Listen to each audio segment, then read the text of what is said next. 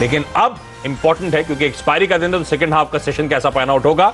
Trade bulls के सच्चिदानंद उत्तेकर साहब मेरे साथ जुड़ते हुए, क्या लग रहा है sir, second half short covering टूल पकड़ेगी क्या? अच्छे लेवल्स पे 9800 के ऊपर निफ्टी की एक्सपायरी पॉसिबल?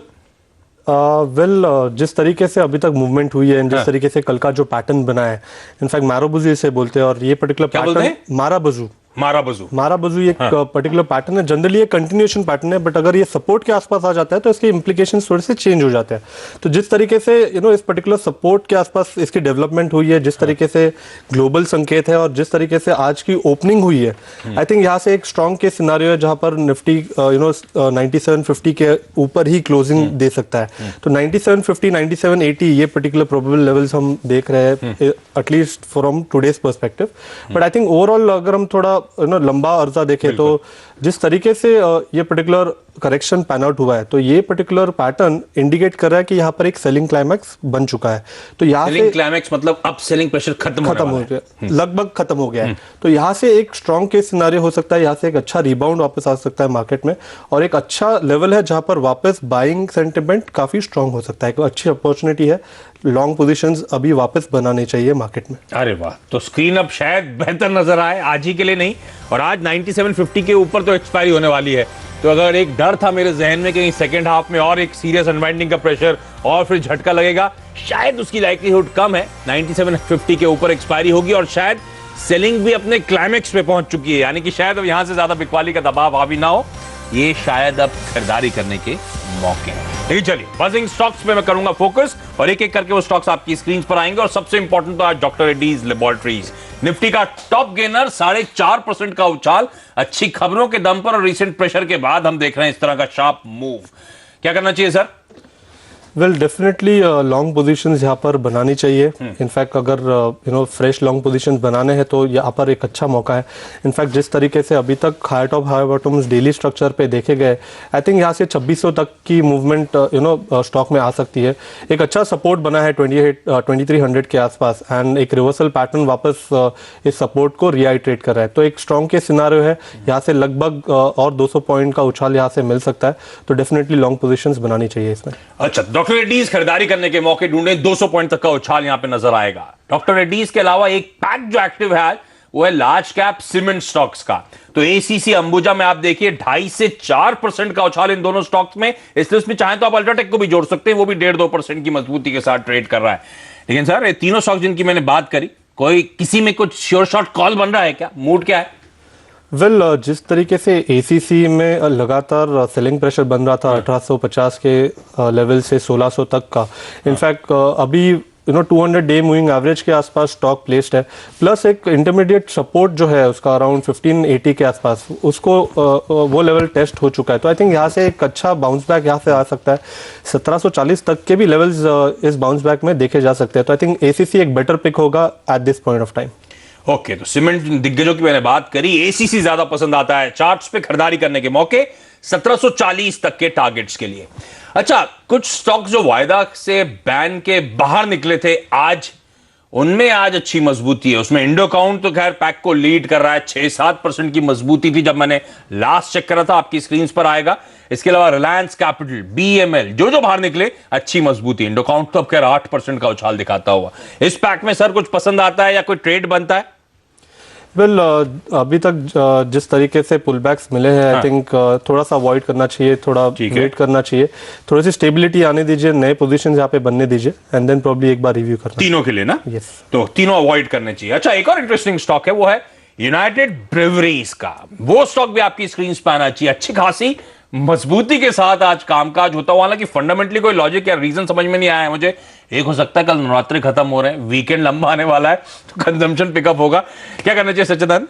वेल एब्सोल्युटली, जिस तरीके से कंसोलिडेशन इस पर्टिकुलर स्टॉक में देखा गया है 830 770 ये लेवल्स के बीच में, एंड जिस तरीके से कुछ ही दिनों पहले एक प्राइस एंड वॉल्यूम ब्रेकआउट यहाँ पर नजर आया, इनफैक्ट ये एक तैयारी है यहाँ से एक अच्छी मूव की। इनफैक्ट 920 तक इस पर्टिकुलर पैटर्न के हिसाब से टारगेट आते हैं। तो आई थिंक 820 के स्टॉप लॉस के साथ यहाँ पर लॉन्ग पोजिशन बनाने चाहिए। इनफैक्ट एक ब्रेकआउट ऑलरेडी एस्टैब्लिश्ड है, एक पुल बैक अभी आया है, यहाँ से एक नई अप ट्रेंड यहाँ पे रिज्यूम हुई है। तो डेफिनेटली लॉन्ग पोजिशन यहाँ पर बनाने चाहिए। वीकेंड लंबा है इस बार, ध्यान रखें, 3 दिनों का है, मंडे को भी छुट्टी है, पर ड्राई डेज हैं सामने आपके, तो आपको आज ही तैयारी करनी है, इसीलिए शायद स्टॉक भी रिएक्ट कर रहा है। अच्छा, वेंकीज का स्टॉक भी दिखाइए, मैं देख रहा था उसमें भी 1.5-2% के आसपास की मजबूती है। ध्यान रखें, नॉन वेज प्रोडक्ट्स जो फ्रोजन फूड है वो यहीं से आता है, तो इसमें भी मजबूती देखने को मिल रही है। हालांकि कोई फंडामेंटल रीजन नहीं, मैं ऐसे ही मजाक के तौर पर उसे ले रहा हूं। डी डे है, डी डे से मेरा मतलब है, एक तो डॉक्टर रेड्डीज की मैंने बात करी, तो डॉक्टर रेड्डीज तो निफ्टी का टॉप गेनर है, लेकिन कई सारे डी अक्षर से शुरू होने वाले नाम जो है कंपनियों के, वो भी अच्छा उछाल दिखा रहे हैं आपकी स्क्रीन पर।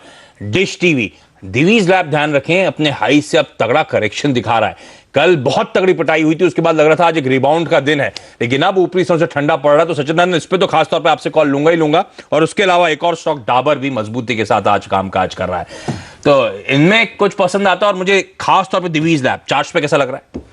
वेल तीनों में से डिश टीवी पे एक इमीडिएटली ट्रेड मिल सकता है। इनफैक्ट यहाँ पर एक inverse head and shoulder kind of pattern occur हो सकता है।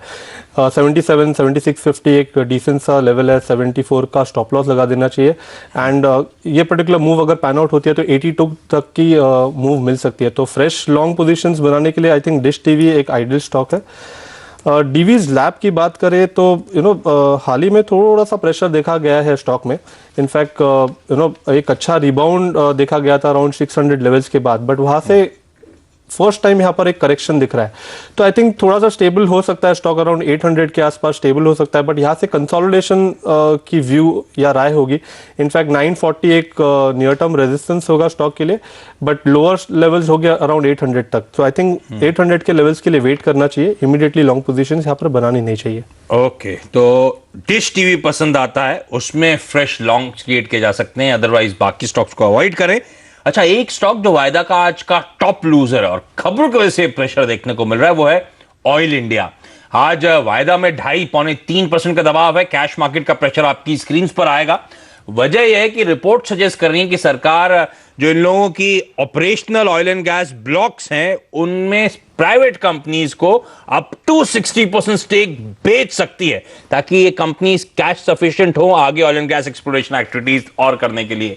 खराब खबर है इन कंपनीज के लिए, अच्छे एसेट्स बेचने पड़ सकते हैं मजबूरन, और इसलिए आप देख रहे हैं अगर खबर वाकई सच होती तो प्रेशर और तगड़ा होगा। इस समय सिर्फ इनिशियल खबरें हैं, इसलिए 2.5-3% का प्रेशर। सर, चार्ट्स पे ऑयल इंडिया और इनफैक्ट ओएनजीसी दूसरी कंपनी जिसको इंपैक्ट होता है, दोनों ही चार्ट्स पे कैसे लगते हैं? दोनों में से बेटर है कि ओएनजीसी एक कंसोलिडेशन या राउंडिंग फॉर्मेशन से बाहर आ रहा है, तो वहां पर एक लॉन्ग पोजीशंस बना सकते हैं। बट जहां तक ऑयल इंडिया का सवाल है, आई थिंक 355, 350 एक रेजिस्टेंस जोन है, और उसी के आसपास एक इवनिंग स्टार पैटर्न यहाँ पर डेवलप हो रहा है। तो आई थिंक 325 के लेवल्स यहाँ पर देख सकते हैं ऑयल इंडिया में। बट ओएनजीसी काफ़ी बेहतर है। इनफैक्ट जिस तरीके से रिबाउंड हुआ है स्टॉक में, जिस तरीके से 160 से 170 तक की मूव हुई है और कंसोलिडेशन अभी हो रहा है, इनफैक्ट यहाँ से एक स्ट्रॉन्ग के सिनारियो है कि ये मोमेंटम 176 तक भी जा सकता है। तो आई थिंक 166 के स्टॉप लॉस के साथ यहाँ पे फ्रेश पोजीशंस लॉन्ग पे बनाने चाहिए। ओके, तो जिन स्टॉक्स की हमने बातचीत करी, एक तो पहले निफ्टी का कॉल रिआइटरेट कर देता हूं। एक्सपायरी लाइकली है कि 9750 के ऊपर होती हुई नजर आएगी, यानी कि यहां से शायद सेकंड हाफ में प्रेशर देखने को ना मिले। और अगर आपका स्लाइटली थोड़ा सा लंबा व्यू है, पोजिशनल कॉल लेना चाहते हैं, तो निफ्टी में ये खरीदारी करने के मौके हैं, बाजार में इनफैक्ट खरीदारी करने के मौके हैं। अब वो सेल ऑफ शायद खत्म होता हुआ, अबेट होता हुआ आपको नजर आएगा। डॉक्टर रेड्डीज खरीदें 2600 का लक्ष्य। सीमेंट पैक में एसीसी पसंद आता है, खरीदने के मौके 1740 के लेवल्स के लिए। जो स्टॉक्स वायदा के बैन से बाहर निकले थे, जिनमें आज एक्शन देखने को मिल रहा है, उन तीनों ही स्टॉक्स को अवॉइड करें। यूनाइटेड ब्रेवरीज खरीदारी करने के मौके 940 के लक्ष्य के लिए। डिश टीवी पसंद आता है, जहां पे आप चाहें तो फ्रेश लॉन्ग्स क्रिएट कर सकते हैं। और ओएनजीसी ऑयल इंडिया में बेहतर होगा विकल्प ओएनजीसी, जहां पे खरीदारी करने के मौके नजर आते हैं। सचिन को सर आपका धन्यवाद हमारे आज वक्त निकालने के लिए। यहाँ पे एक छोटा सा ब्रेक के बाद सीएनबीसी आवाज की खास पेशकश। फेस्टिवल सीजन में क्या चल रहा है, किस तरह की डिमांड है, उसमें रोज बड़ी बड़ी कंपनीज हमारे साथ जुड़ती हैं। और आज सैमसंग इंडिया के चीफ मार्केटिंग ऑफिसर रंजीव जीत सिंह जी से करेंगे बातचीत।